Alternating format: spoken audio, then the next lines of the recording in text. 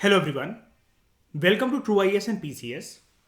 हम लोग दोस्तों बात करते हैं आर्टिकल 27 के बारे में। ब्रॉडर एम्ब्रेला जो हमारा फंडामेंटल राइट चल रहा है, that is right to freedom of religion. Article 25 हमने कवर कर लिया, 26 कवर कर लिया, अब 27 और 28 रह गए हैं क्योंकि चार आर्टिकल्स आते हैं under right to freedom of religion. बात करते हैं आर्टिकल 27 के बारे में, आर्टिकल 27 के बारे में। इसका टाइटल क्या है? अगर कोई भी पर्सन या नंबर ऑफ पर्सन्स किसी रिलीजियस संस्था को चला रहे हैं, उसका प्रमोशन कर रहे हैं, कुछ भी कर रहे हैं, तो सरकार ने हमारे हिंदुस्तान में एक छूट दे रखी है उन्हें, that they have freedom from taxation. उनको टैक्स नहीं देना पड़ेगा, जैसा कि हमने प्रीवियस लेक्चर के अंदर भी इसके बारे में बात करी थी। लेकिन अब इसके लिए प्रॉपर एक डेडिकेटेड आर्टिकल की फॉर्म में इसको बात करते हैं।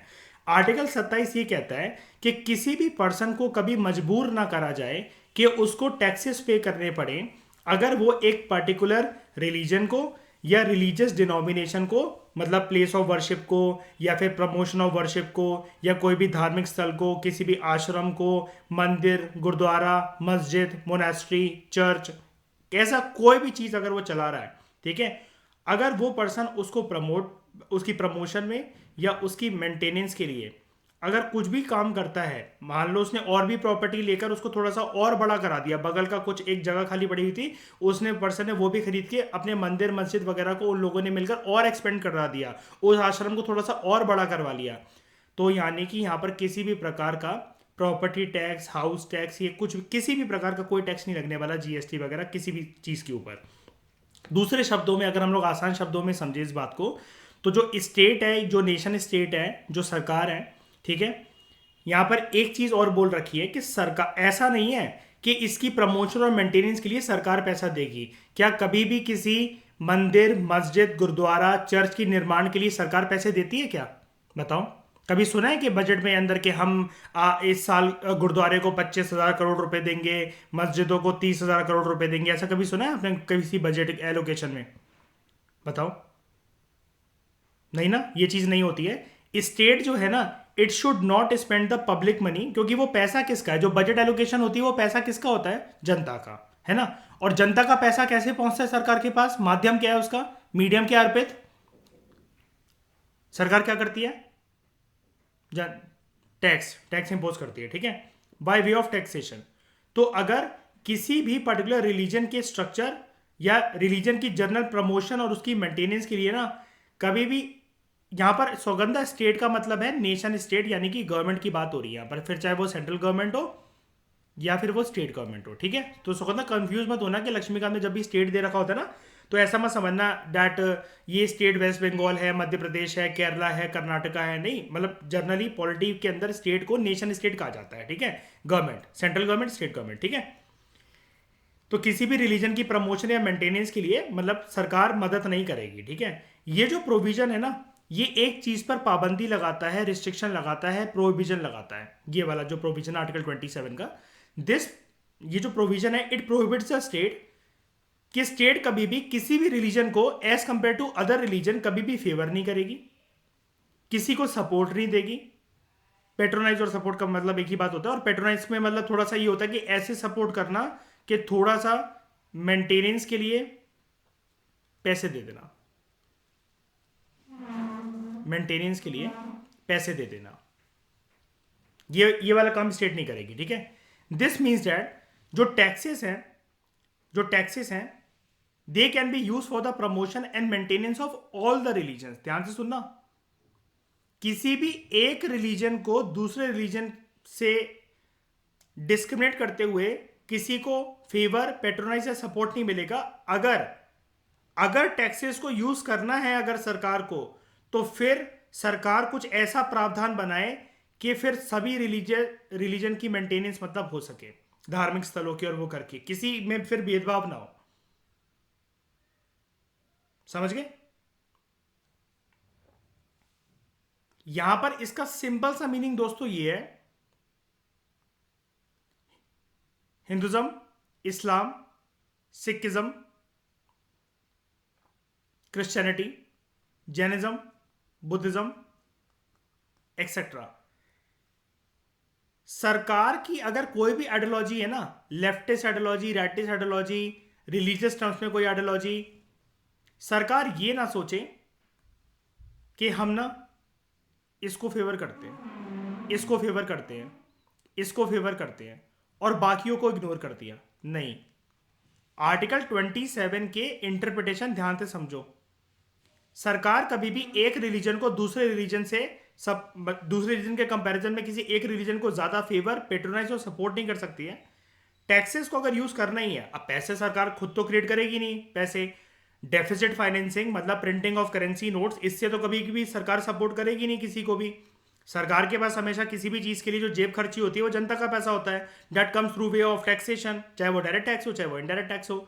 तो टैक्सेस की मदद से सभी के सभी रिलीजन को प्रमोट करा जा सकता है और मेंटेन करा जा सकता है, सभी रिलीजियस इंस्टीट्यूशंस का, रिलीजियस डिनोमिनेशन का। यानी कि यहां पर बात यह है, not one particular religion but all religions.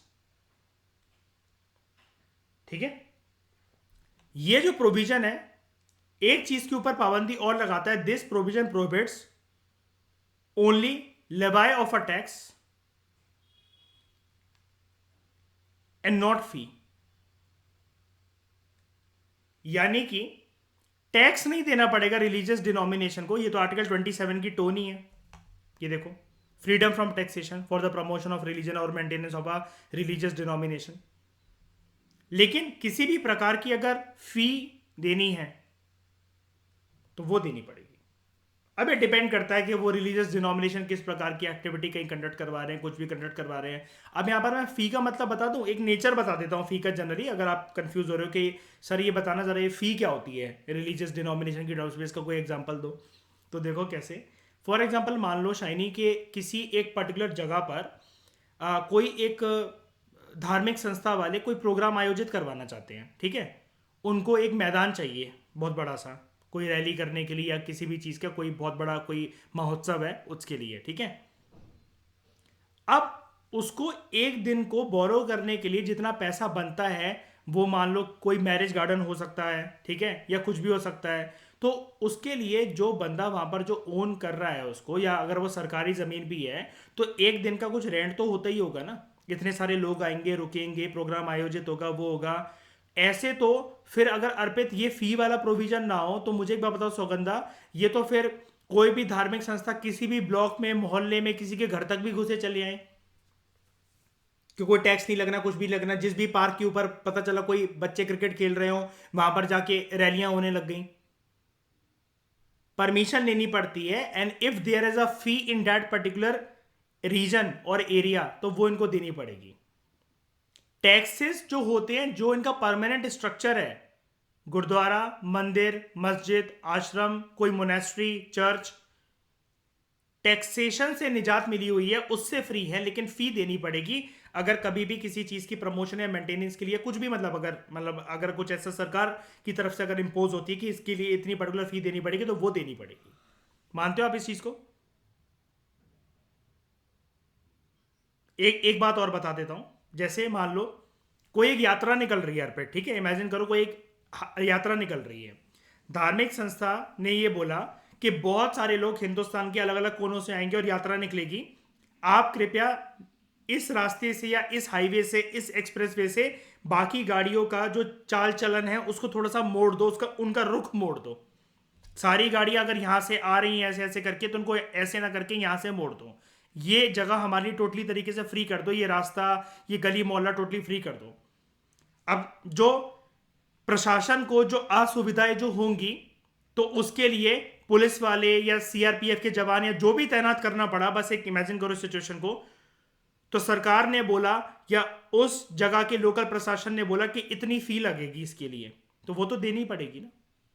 वरना ऐसे तो अगर ये चीज ना हो सौगंधा, एक बार बताना, सारे के सारे ये जो धार्मिक संस्थाएं वाले हैं पूरे देश के हाईवे और एक्सप्रेस वे पे और सारी रोडों पे घूमते फिरना मिले दिन रात, देश में तो चक्का जाम हो जाएगा, है कि नहीं? ये चीज है। क्या ये फी वाली चीज सबको समझ में आई? बताओ। ठीक है, ये फी किसी भी फॉर्म की हो सकती है, जैसे आप अगली लाइन ही देखो, दिस इज बिकॉज जो फी का पर्पस है ना, फी का पर्पस ये है, फी लगाने का पर्पस ये है, इंपोज करने का पर्पस ये है, to control secular administration of religious institutions, ना कि किसी रिलीजन को प्रमोट करने के लिए या मेंटेन करने के लिए, ठीक है। एडमिनिस्ट्रेशन के लिए बस ये फी ली जाती है, ठीक है। तो फी किस किस पे लगाई जा सकती है? Fee can be levied on pilgrims, ताकि उनको स्पेशल सर्विसेज मिल सके उनकी सेफ्टी मेजर्स वगैरह के लिए। मैंने बोला ना कि जैसे एक पर्टिकुलर जगह पर, जैसे कोई मान लो कोई किसी को एक जगह चाहिए, कोई मैदान चाहिए, कोई रुकने के लिए, अपने सेवकों के लिए कुछ मतलब एक जगह चाहिए रात को, काइंड ऑफ धर्मशाला टाइप, ठीक है। तो उसके लिए जो भी प्रावधान करे जाएंगे तो उसके लिए कुछ ना कुछ फीस तो लगेगी, ये चीज़ है। ज़रूरी नहीं कि लगेगी, लेकिन यहाँ पर ये वाली बात चल रही है, समझने की कोशिश करो उसको। जिसमें यहाँ पर ये बोला जा रहा है, फी अगर लगाना चाहे सरकार तो धार्मिक संस्था मना नहीं कर सकती कि हम नहीं दे रहे फी, समझ गए। टैक्स सरकार लगा नहीं सकती अर्पित, लेकिन अगर फी लगाना चाहे तो धार्मिक संस्था मना नहीं करेगी। वो लगाएंगे कि नहीं लगाएंगे वो सिचुएशन के ऊपर और किस कंटेक्स्ट में क्या रिलीजियस एक्टिविटी हो रही है उसके ऊपर डिपेंड करता है, ठीक है। Similarly fee can be levied on religious endowments for meeting the regular expenditure. अगर उनको रेगुलर कोई मतलब जो एक्सपेंडिचर आ रहा है किसी भी चीज़ का या कुछ भी, अगेन ये वही है कि यात्रा निकालना या कुछ भी करना है ऐसा करके, तो उसके लिए मतलब फ़ी वगैरह लिवाई करी जा सकती है। एंड कंफ्यूज मत होना, ये रिलीजियस एंडाउमेंट का मतलब डिनोमिनेशन ही होता है, स्ट्रक्चर ही होता है, कोई एक पर्टिकुलर जगह ही होती है, प्लेस ऑफ वर्शिप से जुड़ी हुई कोई जगह ही होती है, ठीक है। तो कंफ्यूज मत हो जाना कि एंडाउमेंट अब क्या है, क्या ये डिनोमिनेशन से अलग है, नहीं, एक ही बात है, बस अंग्रेजी लिखी हुई है संविधान में ऐसी, उस वजह से। क्या ये आर्टिकल 27 समझ में आया आप लोगों को अच्छे से? हम आगे बढ़ सकते हैं, बताओ बताओ, पूछो।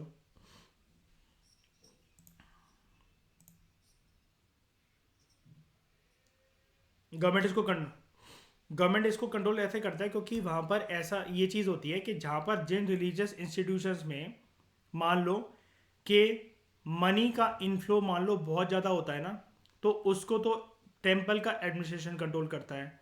गवर्नमेंट उन जगह को जैसे कंट्रोल करती है जो धार्मिक स्थल जिनकी मतलब एक रिलीजियस सिग्निफिकेंस सिर्फ एक रीजन तक सीमित ना होकर पूरे देश तक जब सीमित होती है, इसमें तब ऐसा होता है। और वहाँ पर फिर एक और चीज़ होती है, जैसे आप ये जानते हो ये वाली बात, इलेक्शंस भी कंडक्ट होते हैं पुजारी और महंत के लिए अंदर ही, मतलब जैसे गुरुद्वारे में होते हैं ना, गुरुद्वारा प्रबंधक कमेटी इलेक्शंस कंडक्ट करवाती है, उसके लिए भी इलेक्शंस कंडक्ट होते होंगे, पक्का आपको पता होगा जगन्नाथपुरी टेम्पल में, है ना। इसको कंट्रोल करने के लिए फेयर तरीके से, अब एक बात बताओ ना अब इसमें, यार देखो अर्पित, इंसानी काम कर रहे हैं सारी रिलीजियस संस्थानों के अंदर। अगर सरकार थोड़ा सा भी मैनेजमेंट अगर पीछे छोड़ दे अपना, जैसे अगर हम लोग मान लो shiny western model of secularism को ले आए, जो कि हमने इनिशियल लेक्चर्स में पढ़ा था लक्ष्मीकांत के, तो उसमें इसमें क्या होगा, वहां पर तो वन आर्म डिस्टेंस से दूर रखता है स्टेट अपने आप को रिलीजियस अफेयर से। लेकिन हमारे यहाँ जब इंटरफेयर करना होता है तो हम करते हैं, मतलब हमारे यहाँ बोल रखा है ना, हम लोग पॉजिटिव कंसेप्ट ऑफ सेकुलरिज्म में बिलीव करते हैं, है ना। तो इसमें क्या है, जो इलेक्शंस है ना, अब इसमें तो फिर ये भी हो सकता है कि मारकाट लड़ाई झगड़े होने लग गए, पता चला। और ये छोटा मोटा कोई रिलीजियस स्ट्रक्चर तो नहीं है, इसकी तो जो पहुंच है वो तो पूरे वर्ल्ड तक है। जगन्नाथपुरी को छोटा मोटा टेंपल थोड़ी ना। तो उसको अच्छे से उसके एडमिनिस्ट्रेटिव अफेयर्स को मैनेज करने के लिए, अंदरूनी एडमिनिस्ट्रेटिव अफेयर्स को मैनेज करने के लिए ये चीज करी जाती है। उसमें प्रॉपर तरीके से नहीं होता, मतलब ऐसा नहीं है कि हर चीज मतलब वो चीज होगी, लेकिन सरकार फिर भी काइंड ऑफ उन्होंने कमांड अपने हाथ में ले रखी होती है, एंड दिस इज अलाउड। और ये किस बेसिस पे अलाउड है, फिर बेस में ये भी तो देखो ना, टैक्स नहीं ले रहे हैं, ये भी तो बात है यार। कल को एक बात बताना जरा, कोई एक बोल्ड डिसीजन लिया, जैसे किसी ने मान लो कि I am prime minister of India और मैंने एक बोल्ड डिसीजन लिया, मेरी मेजोरिटी में सरकार है मान लो यार पे, ठीक है, मेरे को आए हुए एक हफ्ता हुआ है और मैंने ये अनाउंस कर दिया कि रिलीजियस डिनोमिनेशन पे जो बड़े बड़े धार्मिक स्थल हैं, बहुत बड़े बड़े, हर किसी पे नहीं, ये नहीं कि गली नुक्कड़ के कोने वाले शिव जी के मंदिर पर या फिर कहीं पर छोटी सी एक कोई मजार बनी हुई है, वहां पर बड़े रिलीजियस जो स्ट्रक्चर्स हैं, जो डिनोमिनेशंस हैं, वहां पर आप जानते हो कि चढ़ावा बहुत चढ़ता है। जगन्नाथपुरी में भी इसमें ऐसा बोला जाता है कि अगर उनके दरवाजे अगर खोले जाए तो सोना ही सोना बहेगा, है ना। अब अगर सरकार को ये लगता है, मान लो एक मैं सिचुएशन दे रहा हूं, ऐसा कभी कोई बोल्ड डिसीजन इतना तो लेगा ही नहीं, पहली बात है, ठीक है। मान लो कि अगर सरकार को ये लगे कि हमारे देश में फाइनेंशियल इमरजेंसी लगने ही वाली है और सिर्फ एक ही सोर्स रह गया है पैसे का, कि जो पड़ा हुआ मंदिरों के अंदर खजाना है इसको बाहर निकाला जाए, इनके कमरे खोले जाएं। उसके लिए टैक्स इंपोज करना है, या फिर वो पैसा काइंड ऑफ सारी जमीनें तो देश में सरकार की होती हैं, उससे पैसा निकालना है। वो अलग बात है कि यहां पर सोसाइटी के एंगल को हटा दो कि दंगे होने लग जाएंगे, लोग विरोध करेंगे, हम उसकी बात ही नहीं कर रहे हैं। हम यहां पर कॉन्स्टिट्यूशनल टर्म्स में बात कर रहे हैं। जस्ट बिकॉज दंगे होने लग जाएंगे इसका मतलब ये नहीं होता कि डिसीजंस नहीं लिए जाएं, ठीक है। लेकिन मान लो कि सारा का सारा पैसा ना लेके कि एक रेगुलर टैक्सेशन सिस्टम लगा दिया जाए, तो सरकार का रेवेन्यू बढ़ेगा कि गिरेगा? सोचो जरा कितना बढ़ेगा सरकार का रेवेन्यू, बताओ जरा। इससे बढ़ने लगेगा सरकार का रेवेन्यू के नहीं? ये टैक्सेशन से निजात दिलवाकर बहुत ज्यादा फ्रीडम नहीं है रिलीजियस इंस्टीट्यूशंस के पास, डिनोमिनेशन के पास, बताना जरा। और ये चीज अगर आपसे कोई पूछा जाए, अगर आपसे कोई पूछे ना अगर सौगंधा इंटरव्यू में कि हमारे देश की ब्यूटी किस चीज में लाया करती है, तो आप ये एग्जांपल भी दे सकते हो। आप इमेजिन कर सकते हो कि अगर ये यूरोपियन कंट्रीज या सेंट्रल एशियन कंट्रीज होती तो वहां पर ऐसा ऐसा होता कि बताओ टैक्सेशन फ्री कर देते उनको, बताओ। इमेजिन कर सकते हो? मतलब इतनी ज्यादा डाइवर्सिटी अगर होती इतने सारे रिलीजियस इंस्टीट्यूशंस में। दूसरी कंट्री तो मुंह फाड़ फाड़ कर इसलिए बोल लेती है कि इंडिया में दंगे होते हैं, ऐसे होते हैं, वैसे होते हैं, धर्म के नाम पर वो होता है। भाई इतनी ज्यादा डाइवर्सिटी को संभालना भी एक बहुत मुश्किल बात है, बताओ इसमें है कि नहीं? इतनी डाइवर्सिटी रिलीजियस टर्म्स में किसी देश में दिखती ही नहीं है, जितनी भी कंट्रीज है वर्ल्ड में।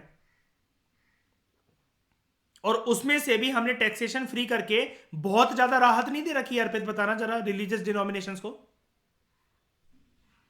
है कि नहीं? ये पैसा अगर सरकार के पास आने लग जाए तो सरकार बताना जरा क्या क्या प्रोजेक्ट्स लॉन्च कर सकती है, वो सोचो कितना कितना पैसा सरकार के पास जा सकता है।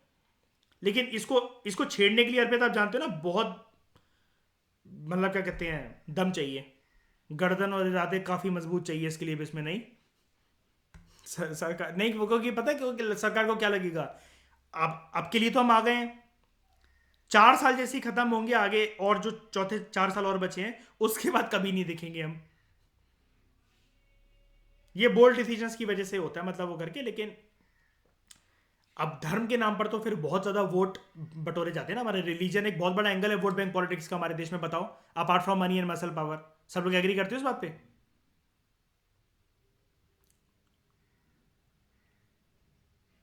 हाँ हाँ, ये लो 27 क्या कह रहे हो? हम्म। हाँ, अलग से नहीं करा जा सकता क्योंकि वो जनता का पैसा है। हाँ हाँ। अच्छा, मदरसा बोर्ड की बात कर रहे हो, ठीक है ठीक है। नहीं, वो भले ही वो नहीं कर रहे क्योंकि, लेकिन सरकार पता है क्या मानती है कि ना, कब वो ना, देखो क्या लिख रखा है, वो रजिस्टर्ड है कि नहीं है वो वाली बात बाद में होती है, लेकिन at least person is promoting a religion. यहां पर मैं बता देता हूं, ये मेंटेनेंस के अंदर अभी वो रजिस्टर्ड नहीं है, लेकिन प्रमोशन उनका स्टार्ट है, और उन्होंने बोला कि काफी टाइम से स्टार्ट है। उसमें कुछ नहीं करना पड़ता है, बस एक लाइसेंस रिन्यू करवाना पड़ता है। उसमें थोड़ी सी चूक हो गई, लेट हो गए, कुछ भी हो गए, तो वो एक सरकारी दस्तावेज के काम है। लेकिन this comes with in the domain of religion. और फिर वो पता है थोड़ी सी ना, एक आप ये कह सकते हो कि स्टेट गवर्नमेंट की लेवरेज पे भी डिटरमाइन करता है। अब भाई हमारे देश में जिस तरीके का माहौल है, डिपेंड करता है ना फिर अर्पित की किस तरह की सरकार है, क्या वो देगी कि नहीं देगी, या लाइसेंस भी रद्द कर सकते हैं ऐसे तो। अब मुझे एक बात बताओ थे जरा, आप लोग सब जानते होंगे, ये जो एनजीओ किसी भी चीज को प्रमोट कर रहे हैं, कुछ भी कर रहे हैं, लेकिन एनजीओ जो अपना सरकार का, जैसे जो एफसीआर एक्ट है, फॉरेन कंट्रीब्यूशन रेगुलेशन एक्ट है, उसके तहत एक होम मिनिस्ट्री एक बात पेश करती है इनके सामने कि अपना पूरे साल का कहां से पैसा आया, क्या गया, उसको फाइल करो। और जो फाइल नहीं कर पाते हैं, तो सिंस 2015 कितने एनजीओ, हजारों लाखों एनजीओ बंद नहीं हो गए हमारे देश के अंदर, सबका लाइसेंस रद्द नहीं हो गया?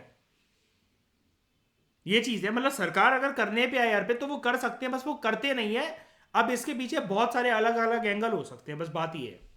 लेकिन इसमें एक चीज ये देखा जाता है कि मदरसा के लिए, जैसे आप कह रहे हो कि वो अगर रजिस्टर्ड नहीं है, दे आर मतलब they are doing promotion of religion. और फिर यहाँ पर एक थोड़ा सा ना, एक सॉफ्ट पावर का एक एंगल, सॉफ्ट पावर कह रहा हूँ सॉरी, एक सॉफ्ट एंगल ये देखने को मिलता है दैट एटलीस्ट बच्चे यहाँ पर जो हैं पढ़ाई लिखाई करने आ रहे हैं, या फिर उनका हो सकता है कि बहुत सारा काम रुक जाए, और फिर वहाँ पर अगर कुछ इंस्पेक्शन हुई हो, कुछ भी हुई हो, तो वहाँ पर ऐसी कोई एंटी रिलीजियस एक्टिविटीज़ या फिर कुछ भी ऐसी कोई मतलब वाहिया चीज़ कुछ मतलब ऐसी मिली नहीं है कि और किसी एक्टिविटी को वहाँ पर प्रमोट करा जा रहा है। उनको एक डेडलाइन दे दी जाती है कि आप मतलब आपने आपको रजिस्टर करवा लो इतने इतने टाइम तक, ऐसे ऐसे आपको रजिस्टर करवाना है, और फिर आराम से उनका रजिस्ट्रेशन हो जाता है। मतलब देखो, इंसान फिर कई जगह पर ये सोचते हैं ना अर्पित, हमारे एरिया के अंदर जैसे कोई भी है, जैसे आप और मैं मदरसा चला रहे हैं, मंदिर चला रहे हैं, कुछ भी चला रहे हैं, छोटा सा धार्मिक स्थल के आश्रम चला रहे हैं, तो हम इंडियंस की एक आदत क्या होती है, प्रोक्रेस्टिनेशन बिस में है ना, कल करवा लेंगे, परसों करवा लेंगे, नरसों करवा लेंगे, बात ही होती है।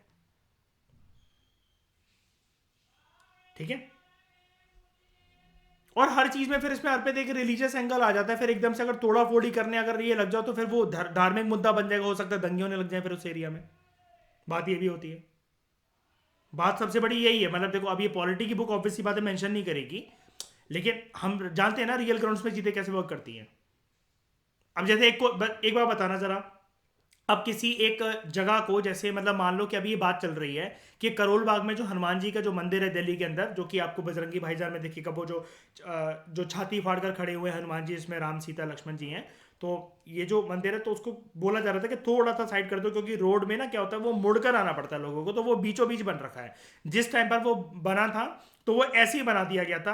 फिर जब ये टाउनशिप बनी, मेट्रोपॉलिटन सिटी बनी, और ये पूरा दिल्ली का विकास हुआ, निर्माण हुआ, जब ये मेट्रोज वगैरह निकली, तो थोड़ा सा उसको हटाने की बात चल रही थी, लेकिन लोगों की भावनाओं को आहत ना पहुंचे और फिर दंगे या फिर मोर्चे वगैरह शुरू ना हो जाए, तो ये डिसीजन पेंडिंग के लिए हो जाते हैं। बाकी डिसीजन तो देखो ना जरा, किसी ने इलीगल प्रॉपर्टी वगैरह वो बनाई होती है, एमसीडी तो फटाफट आकर, या जिस भी सिटी की जो कॉरपोरेशन होती है, म्युनिसिपल कॉरपोरेशन होती है, वो तो हाल तोड़ देते हैं आकर इसको। लेकिन अब आप देखो ना, एक अगर शिव मंदिर भी एक गली का अगर टूटता है, कि मान लो फॉर एग्जांपल वहां से अगर बगल से कुछ एक्सप्रेस पे निकलना था, वो निकलना था, वो न्यूज में काफी दिन तक एक हाईलाइटेड चीज रहती है, और पक्का ऐसा हो नहीं सकता कि वहां पर उसके खिलाफ कोई आवाज ना उठाए, छोटा ना छोटा एक मंदिर या कोई भी चीज हो।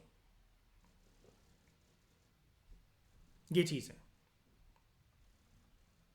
तो ये चीज मैं वही तो कह रहा हूं कि यही हमारी कंट्री की ब्यूटी है। सुगंधा अगर कभी इंटरव्यू में बोलना तो यही बोलना कि यही हमारी कंट्री की ब्यूटी है, कि इतनी ज्यादा religious tolerance from the side of state, nation state, वो चीज अलाउड है, और कितना ज्यादा टैक्सेशन फ्री सिस्टम और लिबर्टी इतनी ज्यादा, ये सारी चीज अलाउड है। ठीक है, आगे बढ़े हम लोग आर्टिकल 28 पे।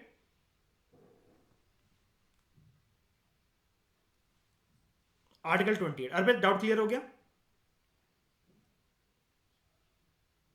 Article 28 freedom from attending religious instruction. Under article 28 कोई भी रिलीजियस इंस्ट्रक्शन किसी भी एजुकेशनल इंस्टीट्यूशन में प्रोवाइड नहीं करी जाएगी, ऐसे एजुकेशन इंस्टीट्यूशन में जिसको कंप्लीट तरीके से मेंटेन करा जा रहा हो स्टेट के फंड से। स्टेट के फंड वाले कौन से रिलीजियस ये एजुकेशन इंस्टीट्यूशंस होते हैं, मुझे जरा बताना, कौन कौन से स्कूल होते हैं हमारे एरिया में जो देखने को मिलते हैं, कंप्लीट जो सरकारी होते हैं। Very good. केंद्रीय विद्यालय, नवोदया बाल विद्यालय, है ना। तो ये जो ऐसे एजुकेशन इंस्टीट्यूशन है कोई भी जिसको कंप्लीट तरीके से ये मेंटेन करे जा रहे हैं स्टेट के फंड से, वहां पर किसी भी प्रकार की रिलीजियस इंस्ट्रक्शन नहीं प्रोवाइड करी जाएगी। रिलीजियस इंस्ट्रक्शन मतलब क्या, क्या कोई मुझे इसको समझा सकता है कि रिलीजियस इंस्ट्रक्शन क्या। सुबह सुबह स्कूल की असेंबली हुई तो वहां पर क्या नहीं होगा,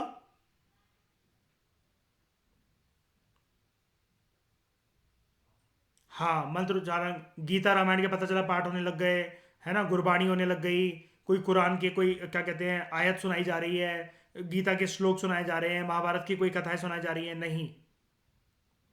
इससे क्या होता है, मतलब ऐसा क्यों कर रखा है, मतलब ये कोई गलत बात है।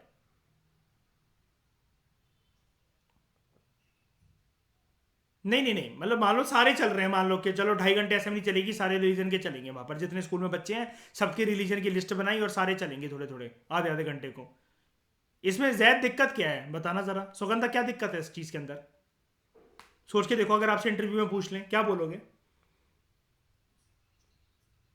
Very good. हमारा जो स्टेट है वो सेकुलर नेचर का स्टेट है, और वहां पर क्या है कि आप किसी को मजबूर नहीं कर सकते, और ये एक एजुकेशन इंस्टीट्यूशन है। वहां पर देखो ये तो चीज पॉसिबल है ही नहीं, जैसे मैं बोल गया 2-2.5 घंटे सबको टाइम देना चाहिए। और वहां पर फिर ये चीज है कि जिसको अगर ईश्वर में विश्वास है, वो अपनी कंसाइंस के बेसिस पर जाकर भाई साहब घर जाकर कर लेगा पूजा पाठ। स्कूल इसके लिए नहीं है। सुबह एक प्रेयर होती है, वो मान लिया, नेशनल सॉन्ग नेशनल एंथम हो रहा है, वो मान लिया, स्कूल की जैसे प्रेयर होती है मैं उसकी बात कर रहा हूं, वो कर लिया। लेकिन यहां पर फिर ये पॉसिबल तो है नहीं। बताओ अर्पित कि सभी, मतलब कि अगर कुछ, अगर किसी एक रिलीजन का कोई एक चीज चल रही है तो फिर वो सभी के लिए चलेगी? बताना जरा।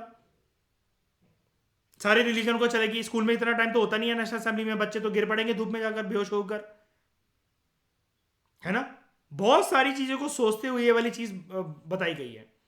वरना होगा क्या, मान लो फॉर एग्जाम्पल, मान लो अगर ये चीज नहीं होती ना, और स्कूल का प्रिंसिपल मान लो कोई सरदार है, या वो जैनिज्म से बिलोंग करता है, या वो हिंदू है या मुसलमान है, तो वो पता चला नेशनल असेंबली में वो अपने गुणगान गा, मतलब वो अपनी धर्म के गुणगान गाते रहे, और बच्चे हो सकता है वो इंटरेस्टेड बिल्कुल भी ना हो क्योंकि वो दूसरे रिलीजन से हो। और जो इंटरेस्टेड नहीं है, क्या आप उसे फोर्स करवा सकते हो कि आप अटेंड करोगे ये रिलीजियस सेरेमनी? हमारे देश में किसी को फोर्स करवाया जा सकता है कि नहीं तुम्हें ये वाला चीज सुननी पड़ेगी, या भी ये पूजा अटेंड करनी पड़ेगी, इस हवन में बैठना ही पड़ेगा? अगर आप भले ही उस रिलीजन से बिलोंग करते हो तब भी क्या आपको फोर्स करवाया जा सकता है? नहीं। क्यों? Freedom of conscience. ठीक है? कंसाइंस मतलब क्या होता है इसमें, जैसे हमारी अंदरूनी आत्मा से जो आवाज आती है ना, जिसकी चीज को मानने की या ना मानने की, उसको कंसाइंस कहा जाता है। Conscience is a energy which is connected to soul. Philosophy ये कहती है कंसाइंस को। ठीक है? हाउएवर, ये जो प्रोविजन है, it shall not apply to education institution जिसको एडमिनिस्टर तो करा जा रहा है स्टेट के द्वारा, देख रेख उसकी स्टेट कर रही है मान लो, but it is establish under any endowment और ट्रस्ट। और वहां पर अगर जरूरत है कि कुछ रिलीजियस इंस्ट्रक्शन दी जानी चाहिए उस इंस्टीट्यूशन में, अगर वहां के बोर्ड ने ये डिसाइड कर रखा है तो वहां पर ये अलाउड है। जैसे मैं एक बात बताता हूं, मैं इसका एग्जांपल देता हूं। ये जो लिखा हुआ है, फिर से आराम से समझना, इसको ठंडे दिमाग से समझो। ये जो प्रोविजन है, ये किसी भी, जो ऊपर जो प्रोविजन थी कि एजुकेशन इंस्टीट्यूशन नहीं दी जाएगी, ऐसे किसी रिलीजियस इंस्ट्रक्शन नहीं दी जाएगी ऐसे किसी एजुकेशन इंस्टीट्यूशन के अंदर जो कि कंप्लीट तरीके से स्टेट से फंड से मेंटेन है। अब दूसरा केस ले लेते हैं। एक एजुकेशनल इंस्टीट्यूशन है, वो स्टेट के फंड से मेंटेन नहीं है, स्टेट उसे सिर्फ एडमिनिस्टर करता है।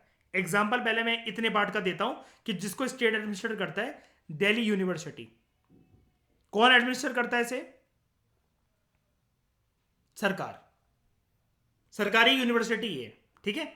दिल्ली यूनिवर्सिटी के अंदर लगभग 90+ कॉलेजेस आते हैं।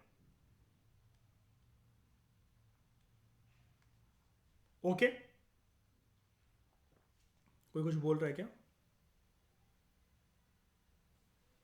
क्या हो गया, कोई कुछ बोल रहा है?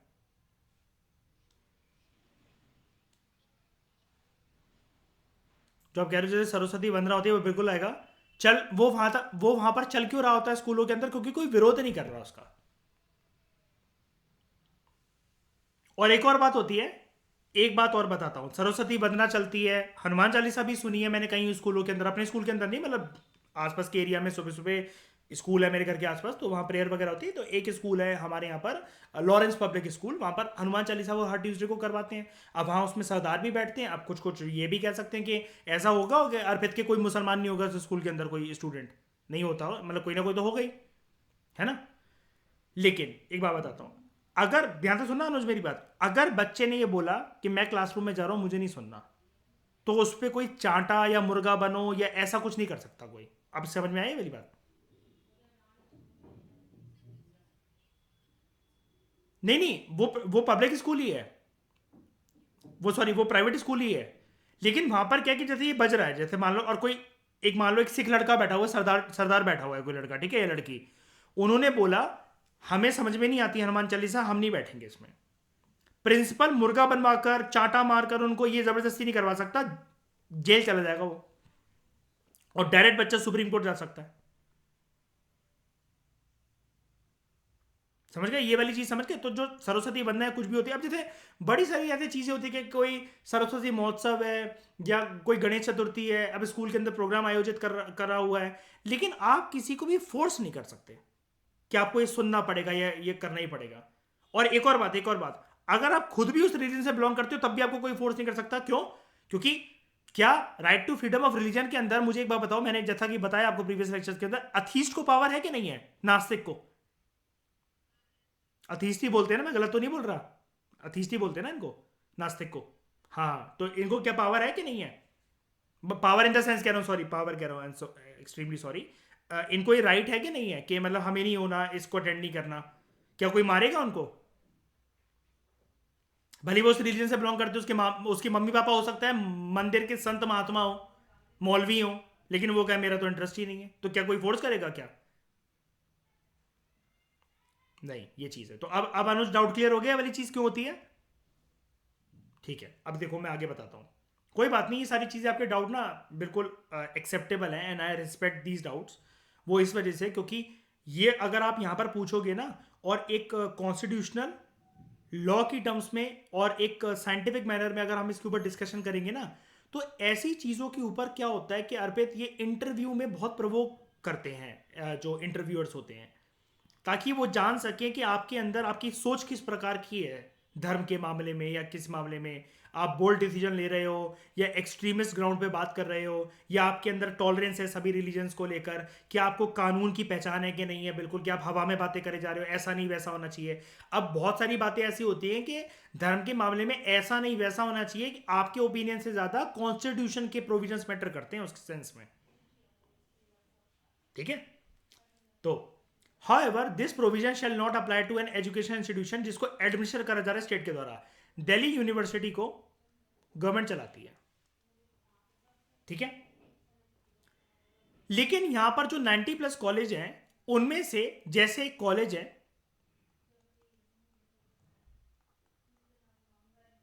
सेंट स्टीफेंस या जीसस एंड मैरी, और एक है खालसा कॉलेज। अब जैसे मेरा कॉलेज था हिंदू कॉलेज, लेकिन वो एक नाम के लिए बस उसका नाम कर दिया गया है हिंदू, लेकिन वहाँ पर ऐसा कुछ नहीं है कि उसका प्रिंसिपल या उसका जो ट्रस्ट है वो उसके अंदर वो पुजारी वगैरह होते हैं, वो होते हैं, ऐसा कुछ नहीं है। लेकिन यहाँ पर आपको प्रॉपर तरीके से जो इनका प्रिंसिपल होता है ना, सेंट स्टीफेंस का वहाँ का एक रूल है, वो रेवर्ड होता है। रेवर्ड का मतलब ये होता है कि चर्च के अंदर ना एक पोजीशन होती है एक फादर की, रेवर्ड, वो किसी चर्च से रिटायर्ड हुआ पर्सन यहाँ का प्रिंसिपल बनता है।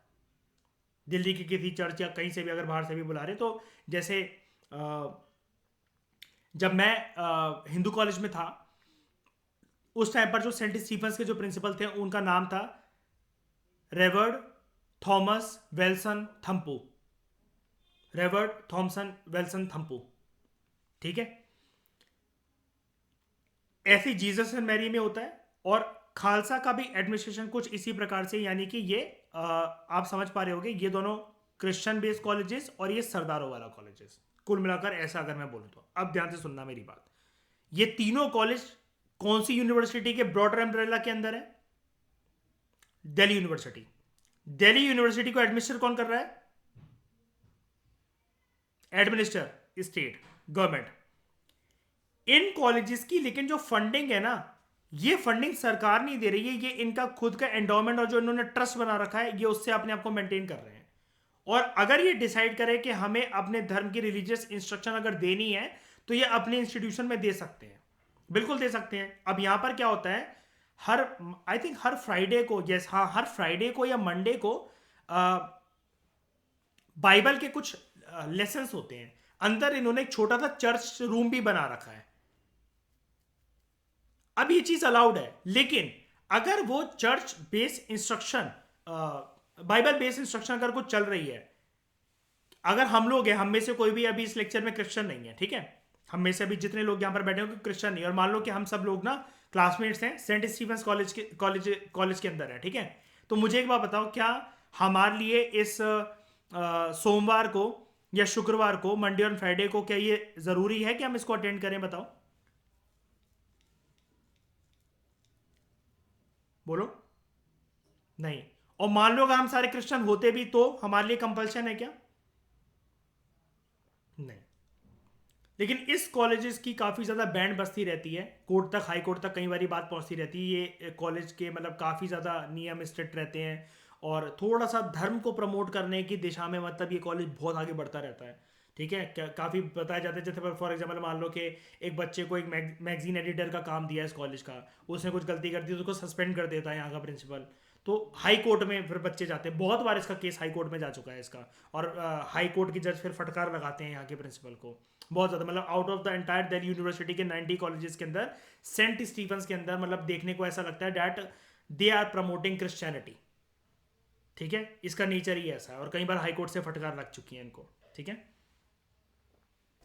उसके बाद दोस्तों आगे बात करते हैं फर्दर। आप लोगों को ऊपर वाली बात सारी समझ में आई अच्छे से? ये सेकंड एस्पेक्ट समझ में आ गया इसका कि कब रिलीजियस इंस्ट्रक्शन दी जा सकती है और कब नहीं दी जा सकती है। लॉजिक क्या है इसके पीछे? एक कीवर्ड क्या काम करेगा इसके पीछे? जब टोटल फंडिंग स्टेट के द्वारा तो दी जाएगी क्या? नहीं। जब फंडिंग स्टेट ना करे, फंडिंग तो उनका ट्रस्ट कर रहा है, रिलीजियस ट्रस्ट जो भी है वो कर रहा है, लेकिन एडमिनिस्ट्रेट स्टेट के द्वारा करा जा रहा है, तब अलाउड है क्या?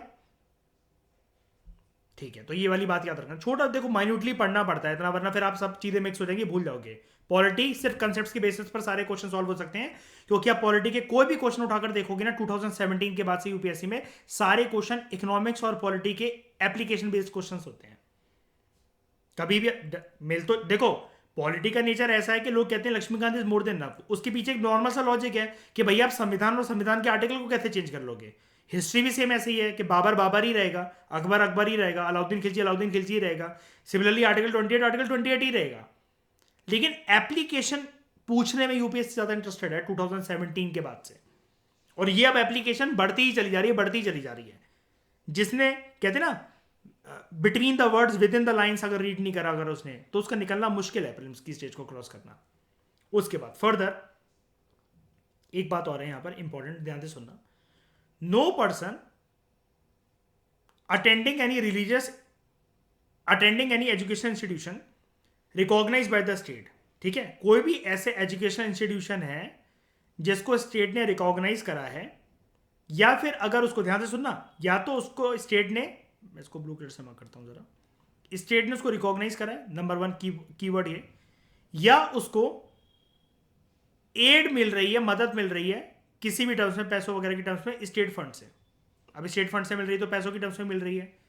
प्रोविजन 1 या तो रिकॉग्नाइज करा गया है, प्रोविजन 2 उसको मदद मिल रही है स्टेट फंड से। तो किसी भी ऐसे पर्सन को जहां पर एक ऐसा एजुकेशनल इंस्टीट्यूशन में वो पर्सन ने दाखिला करवाया हुआ है अपना, वो एजुकेशनल इंस्टीट्यूशन का रूप कुछ ऐसा है कि उसको स्टेट ने रिकॉग्नाइज कर रखा है, नंबर 1। दूसरा, उसको स्टेट फंड से मदद मिल रही है किसी प्रकार की, number 2। No person shall be required to attend any religious instruction और worship in that institution without his consent. अब समझ में आ गया अनुज सरस्वती वंदना वाली बात? ठीक है, स्टेट ने तो पहचान, स्टेट ने तो मान्यता दी है ना। रिकॉग्नाइज का मतलब ये होता है कि मतलब अर्पित वो चीज रजिस्टर्ड होनी चाहिए। हमारे सबके स्कूल जितने भी हम लोग स्कूलों में थे, हम सब लोग, क्या हमारे स्कूल रजिस्टर्ड नहीं थे? अगर रजिस्टर्ड नहीं होते तो मतलब वो तो सरकार बिल्डिंग खा जाती है ना। तो रिकॉग्नाइज कर रखा है स्टेट ने, और अगर फंडिंग मिल रही है, दोनों मतलब और है कंडीशन यार। ऐसा नहीं है कि आप कहोगे कि नहीं सर हमारे स्कूलों को तो कभी फंडिंग नहीं मिली, कोई बात नहीं, रिकॉग्नाइज तो था ना, और करके लिखा हुआ है। मान लो कोई एक आपके गांव में या किसी भी जगह पर एक स्कूल है, कोई मान लेते हैं हम लोग, ठीक है, हमारा हम सबका गांव है और वहां पर एक स्कूल है, सुपर 30 का बैच चल रहा है मान लो, आनंद कुमार का मान लो, और उसको मतलब उनको स्टेट फंडिंग देने लगी है काइंड ऑफ, कि आप एक ऐसा एजुकेशन इंस्टीट्यूशन अगर बनाना चाहो तो बना लो, हम आपको पैसा देते हैं, जैसा कि उनको ऑफर करा भी गया था। ठीक है, बहुत बार करा जा चुका है बिहार की सरकार के द्वारा, सेंट्रल गवर्नमेंट ने भी करा कई बार, मोदी जी ने भी करा कई बार, लेते नहीं है वो अलग बात है। जानते हो क्या आप सब लोग ना आनंद कुमार जी को, मैं जिनकी सुपर 30 बैच की बात कर रहा हूँ, जो आईआईटी की प्रिपेयर करवाते हैं बच्चों को। अभी मूवी भी आई थी सुपर 30 ऋतिक रोशन की उनके ऊपर। ठीक है, तो बिहार वाले यस है ना। तो यहां पर ऐसे केस के अंदर अगर कोई भी रिलीजियस इंस्ट्रक्शन या वर्शिप अगर चल रही है उस इंस्टीट्यूशन में, तो किसी भी पर्सन को कंपेल नहीं करा जाएगा। देखो यहां पर लिखा हुआ है, ध्यान से देखना, no person shall be required to. क्या उसको रिक्वायर्ड नहीं है कि वो अटेंड करे रिलीजियस इंस्ट्रक्शन या वर्शिप उस इंस्टीट्यूशन में without his or her consent. एक बात का दोस्तों और ध्यान रखना, हमेशा कभी भी अपने पॉलिटी या किसी भी सब्जेक्ट के आंसर के अंदर जब ही शी लिख रहे होते हो तो अपना टाइम बचाने के लिए, मतलब दोनों लिखा करो, टाइम बचाने के लिए ये ऐसे कर दिया करो, शी और ही। और अगर बात आती है हिज और हर, ये करा करो। ये जो छोटे छोटे इम्पैक्ट होते हैं ना, ये एग्जामिनर आपको इसमें अगर खुश होगा ना, तो हर 5 या 3 क्वेश्चन के आगे आगे चलते एक आधा आधा नंबर आपको मिलेगा इन सब चीज़ों लिखने का। This shows you are feminist in nature. Feminism का मतलब ये नहीं होता सिर्फ औरतों की, मतलब आप इक्वालिटी की बात करते हो। फेमिनिज्म का मतलब होता है you talk about equality in terms of both male as well as female. ये छोटी छोटी बातें होती हैं आंसर राइटिंग में जो लोग ध्यान नहीं रखते हैं। एक और बात ध्यान रखना यूपीएससी में, एंड कभी भी ये वाला यूज मत करना, ठीक है? ये एंड नहीं होता है, एंड ये वाला यूज करना। क्योंकि जब आपका जो इंग्लिश का जो कंपलसरी पेपर होगा ना, जो यूपीएससी के अंदर, उसमें जितने बार ये लिखोगे ना, तो -5 -5 -5 हो सकता है होते रहे। और कई लोगों को ये समझ में नहीं आता। फिर हमारे जो कंपलसरी पेपर थे इंग्लिश हिंदी की, या जो भी आप दोगे, इंग्लिश तो देना ही पड़ेगा, जिसके अंदर 300 में से आई थिंक 99 नंबर चाहिए होते हैं मेंस के अंदर, क्वालिफाइंग पेपर होता है उसके नंबर नहीं जुड़ते हैं, तो उनको ये समझ में नहीं आता कि हमारा पूरे जीएस में तो बहुत अच्छे नंबर मिले, इसमें फेल हो गए हम, पता नहीं क्यों। और हिंदी के अंदर जो लिखते हैं, जैसे आप लोग तो अलग जिस भी लैंग्वेज से देना चाहो उसको दे सकते हो। ये वाली बात मैं एमपीपीएससी के लिहाज से भी बता रहा हूँ।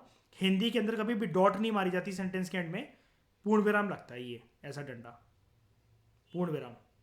ठीक है? तो जितने बार अगर कोई पर्सन सेंटेंस कंप्लीट होने के बाद अगर वो ऐसी डॉट डाल रहा है, उसके -5 या -10 नंबर तक हो सकते हैं। क्योंकि ये माना जाता है कि भैया इस पेपर के अंदर बैठे उतना बेसिक ही नहीं पता। क्योंकि पर्सन खुश तो बहुत हो जाता है कि गाय के निबंध आते हैं, फूल के निबंध आते हैं, हमारी स्कूल, हमारी कक्षा, ऐसे अभी भी निबंध आते हैं जो 5th 4th क्लास में लिखवाए जाते थे। वो टेस्ट निबंध को नहीं कर रहे हैं। जो आपके चेहरे पे स्माइल आ रही है ना, इसके पीछे बहुत बड़ा ट्रैप है।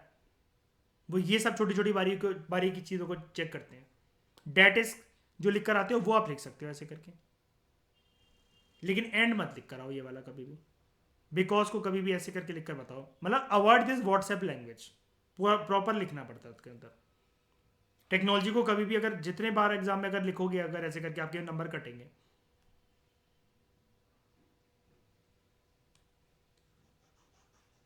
ये अलाउड नहीं होता गवर्नमेंट एग्जाम्स के अंदर, लोगों को पता नहीं होता। लेकिन मैं यूपीएससी के पेपर जो चेक करते हैं उनसे कई बार इंटरेक्शन हुआ है मेरा अपने कॉलेज के टाइम पे। कुछ मेरे सीनियर प्रोफेसर थे, वो जाते थे यूपीएससी के पेपर चेक करने, तो ये सब चीज़ें मैंने पूछ रखी हैं उनसे। In case of a minor, consent जो है उसके गार्जियन का वो नीडेड है। ठीक है? कि माइनर के केस, मतलब केस में कि मतलब मान लो छोटा बच्चा है, अब कोई एजुकेशनल इंस्टीट्यूशन ये सोचे, मान लो अर्पित, कि हम ना इसके अंदर धर्म प्रमोट करेंगे और हम ना एडमिशन ही 1st से 5th क्लास के बच्चों के रखेंगे, ये किसी भी धर्म से आए, हम इनको ना क्रिश्चियनिटी के अंदर या फिर इस्लाम के अंदर या हिंदू के अंदर या फिर सिखिज्म के अंदर कन्वर्ट कर देंगे। सारे बच्चों को उस धर्म की बातें सिखा सिखा कर, पाठ पढ़ा पढ़ा कर, पूजा गवा गवा कर ऐसे कर देंगे। आसान है ना फिर बच्चों को ऐसे गीली मिट्टी को मोल्ड करना, बताओ? हो सकता है बड़े होकर वो अपना क्या कहते हैं धर्म में विश्वास खो दे, है ना? और इनकी ब्रांचेस खुल जाएं बहुत सारी जगह पर, और ये इनका मकसद हो कि ऐसे कर करके हम कन्वर्जन करवा सकते हैं।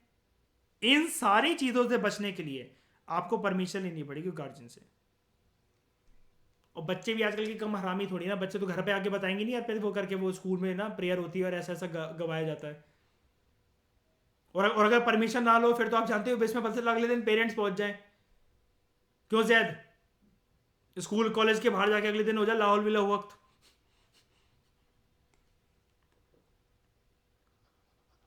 हमारा जैद तो फतवा जारी करवा दे, नहीं जैद?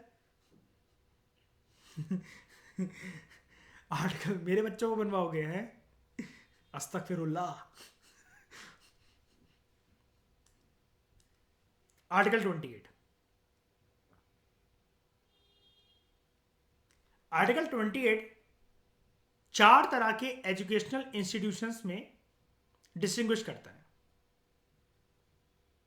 अब ये क्वेश्चन आपको डायरेक्टली ना एमपीपीएससी या यूपीपीएससी में आ सकता है कि आर्टिकल 28 के अंदर कौन से 4 प्रकार के रिलीजियस इंस्टीट्यूट, सॉरी कौन से 4 प्रकार के इंस्टीट्यूशंस की बात करी गई है, चाहे उनका नेचर रिलीजन से जुड़ा हो चाहे नहीं जुड़ा गया हो। ठीक है?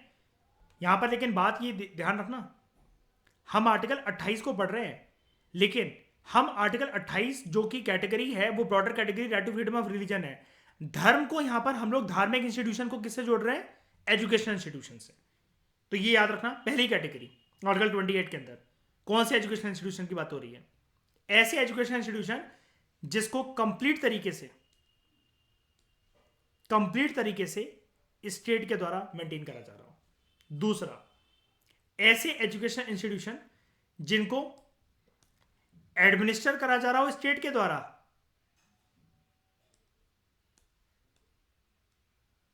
बट ये बट यहां पर बहुत बड़ी चीज है, बट उनको स्टैब्लिश करा गया हो अंडर एनी एंडाउमेंट और ट्रस्ट, जैसा कि हमने ऊपर सेंट स्टीफेंस के एग्जांपल में पढ़ा। तीसरा, ऐसे एजुकेशनल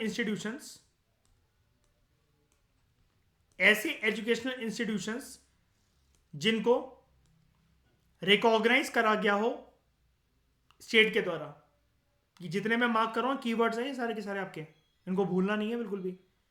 और ऐसे चौथा कैटेगरी ये कि ऐसे एजुकेशनल इंस्टीट्यूशंस जिनको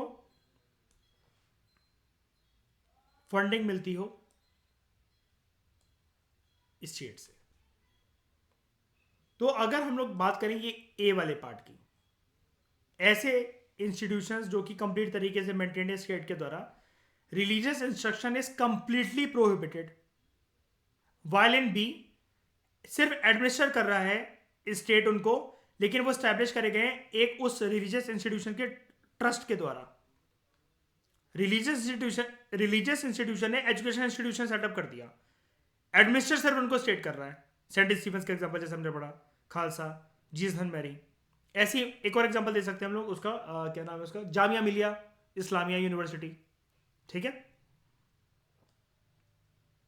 रिलीजियस इंस्ट्रक्शन इज परमिटेड।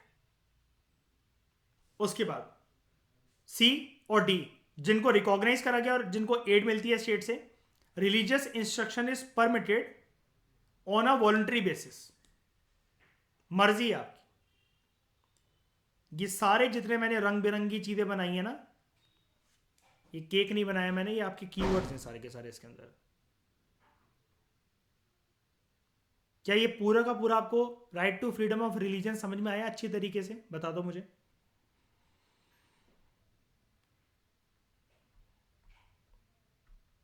बोलो।